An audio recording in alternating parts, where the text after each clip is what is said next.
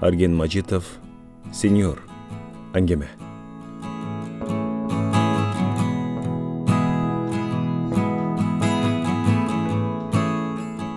Жаш кезимден баалап ыркөөлөрүн калтырбай уккан Нурак Абдрахманов агабыздын күндөр өтөт баасы ирмемдей деген ырсабы жанымдан чыкпайт. Кийин акыл эс токтолгон кезимде да агабыздын ошол акылман сөзүн көп кайталап айтчу болдум. Анткени анда чоң чындык катылган экен. Алыс барбай эле өзүмдүн баасы ирмемдей болгон жашоомду сиз менен бөлүшүп көрөйүнчү. Мен мектепте эң алдыңкы окуучулардын бири болуп аяктап, университетти болсо мыкты аталган студенттердин катарында бүтүрдүм. Анан алдыга койгон таттуу максаттарды ишке ашыруу үчүн кесибим боюнча жумушка орноштум. Элибизде жашың 25тен өткөн соң теңиңди таап үйлөн деген сөздөр байма-бай айтылып калат экен. Жараткан бул жашоого ар бир пендесин түгөй менен болуусун шарттагандай эле, ата-энең үчүн кандай бийиктиктерди багындырба, баары бир сени үй бүлөлүү көргүсү келет тура. Бирок үй бүлө ичинде жазылбаган мыйзамдар болот. Мисалы, эң кичүүсү үйдө ата-энеси менен калат деген. 5 туугандын кенжеси катары мен милдеттүү түрдө ата конушту ээлеп кала турган болдум. Үйлөнөр алдында сүйүүгө көзүң тумандап турганда кандай шарттарды айтса дагы макул болот экенсиң. Иштеген жумушум Бишкекте болгон соң айыл менен аралыгы 2-3 сааттык жол. Жаңы үйлөнгөндө күн сайын Бишкекке барып келип иштеп турдум. Сүйүүбүз ысык болуп турганда турмуштун түйшүгүнө терең чөмүлө электе, балалуу боло электе жол алыстыгы анча билинген эмес. Кийинчерээк тапкан акчам бүт эле жолго кетип жаткансыда. Же жумушта эмес, же үйдө эмес болгонго эки жак теңеп тимей эле иш болуп турду. Күн тартибимде жаңыча түзмөк болдум. 4 күн шаардагы жумушум да 3 күн айылда болуп турдум. Бул учурда 2 жумушум тең бир нукка түшкөнсүп калды. Бирок үй бүлөмө жакпадым. Күндүзү үйдөгү көрө окат, түнкүсүн бала менен болгон жубайым өңдөн азып, күлбөс келинге айланды. Ата-эне канчалык мээрим төгүп турбасын, жан бирге болгон жолдошу жуманын 3 эле күнү жанында болсо, келинди деле түшүнсө болот. Өз үйүн таштап, мен үчүн деп келсе, мен жумуш деп жанында болбой жатканымды өзүм да сезем. Жумуштан келген биринчи күнү таарынуу, жактырбоо менен коштолот.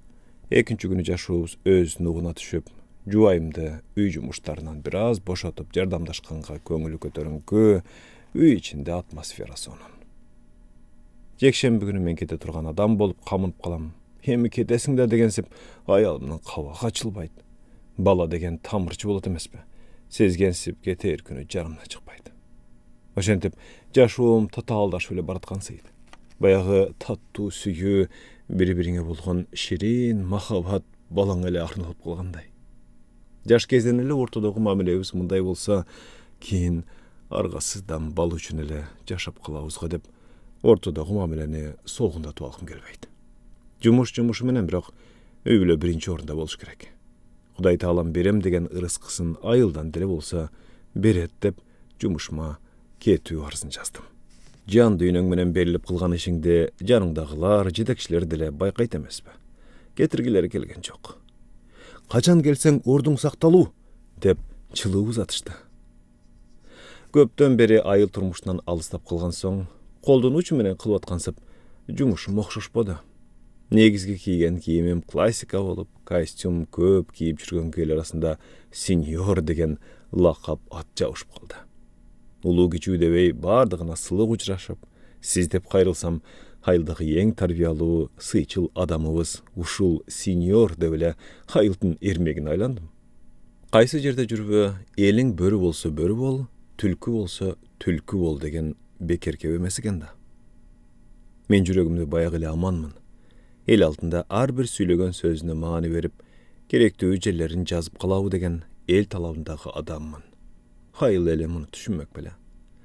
Ошентип, мурун жумуштун айынан шылтоо болуп, таарынып, урушуп жүргөн аялым азыр 24 саат жанында болсом дагы урушун койбоду. Аял затын түшүнүп болбойт экен.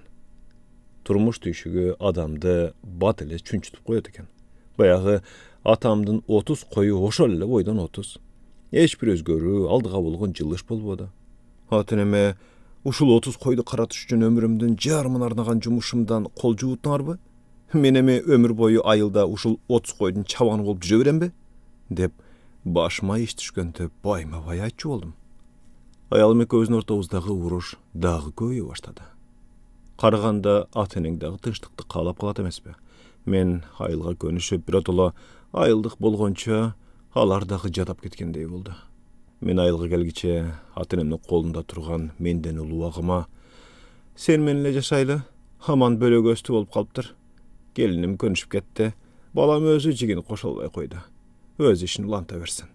Айыл оокаты колунан келбейт окшойт" деп моюндашты. Байкем деле мага окшоп шаарга көнүшүп кеткенче кыйналып жүрүптүр. Сунушун четке какпай дароо эле макул болду. Бардык оокат ашты тегиз өткөрүп берип, Бишкекке кайра келдим. Мектепти бүтүп студент болом дегенде өзгөчө толкундуу, борборго болгон суктануу кайра кайталанды.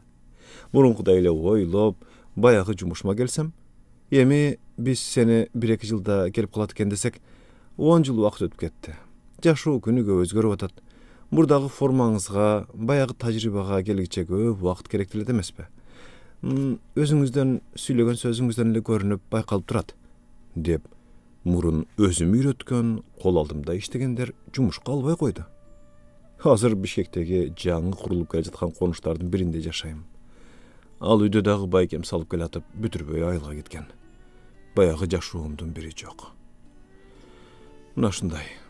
Сиз менен баасы ирмемдей жашоом жөнүндө бөлүшүп атып, мен өңдүү эртеңкиге жолу болбой, ара бөөк калган замандаштарыма зээним кейит.